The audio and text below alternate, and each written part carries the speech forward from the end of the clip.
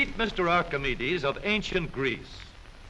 Long ago, Archis said, "Give me a lever long enough, and I can move the world." What Archimedes meant was that the power of a lever is practically unlimited. Today, almost everyone uses some form of lever in his daily work. The familiar can opener is a lever with a sharp cutting edge.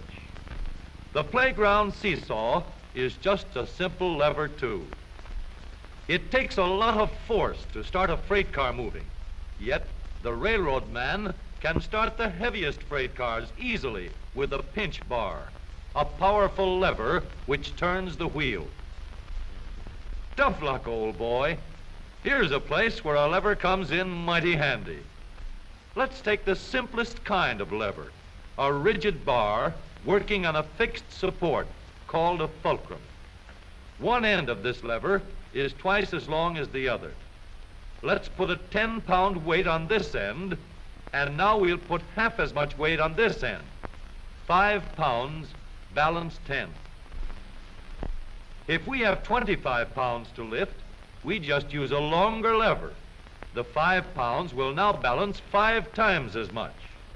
Let's raise the lever in the air, change its shape a little, and we have a crank. Or we can add a second lever and have a double crank.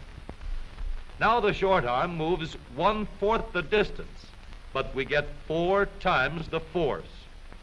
If we want continuous motion, we need more arms. Now we have levers that turn. The larger paddle wheel makes fewer turns, but it delivers more force. A paddle wheel is nothing but a never-ending series of levers.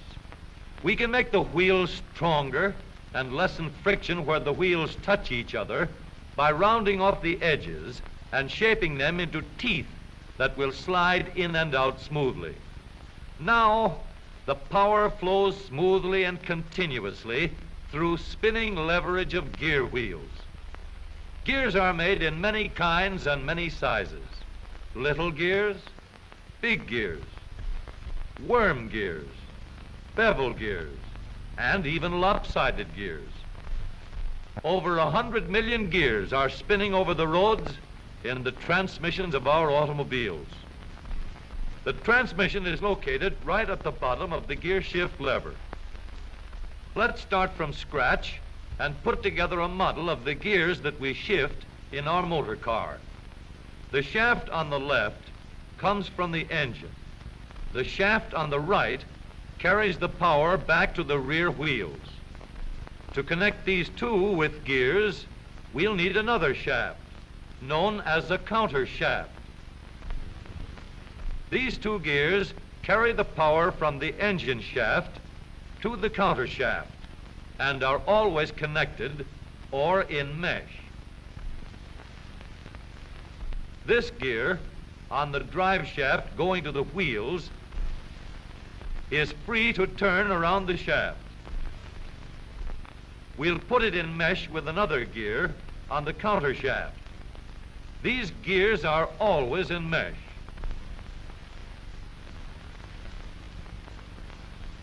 And keep turning while the engine is running. To switch from one set of gears to another, our transmission needs a short shaft like this, known as a clutch sleeve. It cannot turn on the drive shaft, but it is free to slide back and forth. On the sleeve, we'll mount a large gear, which we can shift back and forth to mesh with the small gear in the middle of the counter shaft.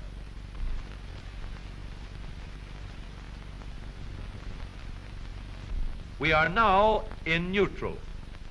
The gears that are always in mesh are turning over with the engine, but the shaft to the rear wheels is standing still. A 3,000-pound automobile takes a lot of force to start. So in low speed, we get the greatest leverage by letting the smallest gear on the counter shaft turn the largest gear on the drive shaft. The engine on this model is running at a constant speed of 90 revolutions a minute. With low gears in mesh, the rear wheel is turning at 30 revolutions a minute, about a third the speed of the engine, but with 3 times the force. The power is going through these gears in the transmission.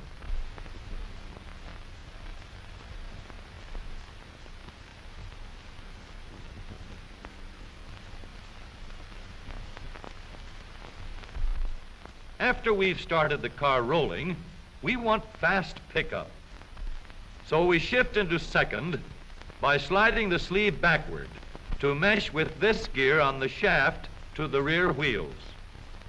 The wheel is now turning at 60 revolutions a minute, and the power flows through these gears.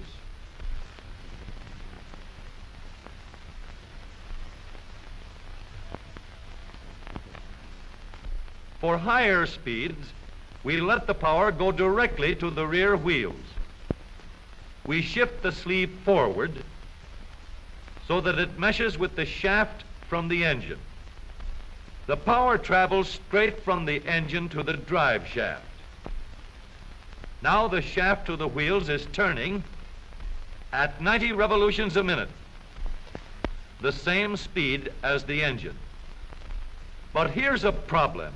An automobile must be able to go backward as well as forward.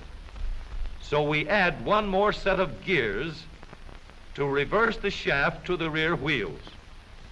With the gears shifted into reverse, the power travels through the transmission in a path like this. We now have 3 sets of spinning levers for going forward and 1 for reverse. With the gear shift lever, we can shift to any set of gears we wish. But with all these spinning levers in the transmission came noise and wear.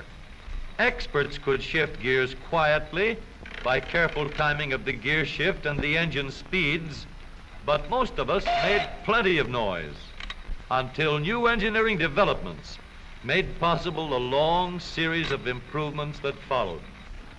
When we shifted gears, we got a clash because the gears were not running at the same speed. In other words, not synchronized. So engineers set to work to develop a synchronizer. The synchronizer works like a cork twisted into the top of a bottle. The cork will turn until it is so tight that the bottle turns with it. Synchro mesh works the same way. When we shift into second or high, the synchronizer brings the gears to the same speed before they come together. The drums won't let the gears shift unless they are turning at the same speed. When the gears come together, there is no clash, and the shift is made quietly and easily.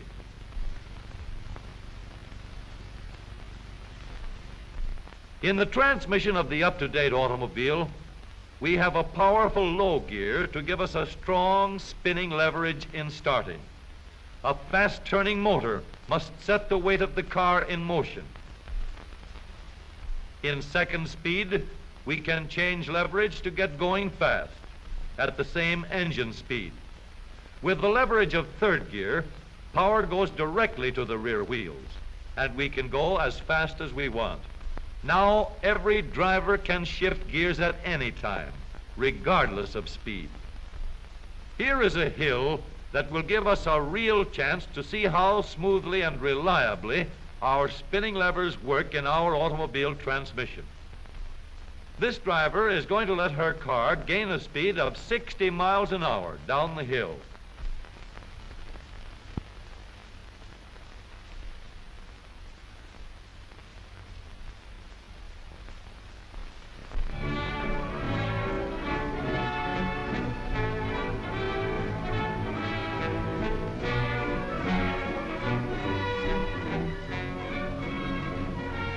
Then she will shift into second speed and bring her car easily and safely under control before it reaches the bottom of the hill.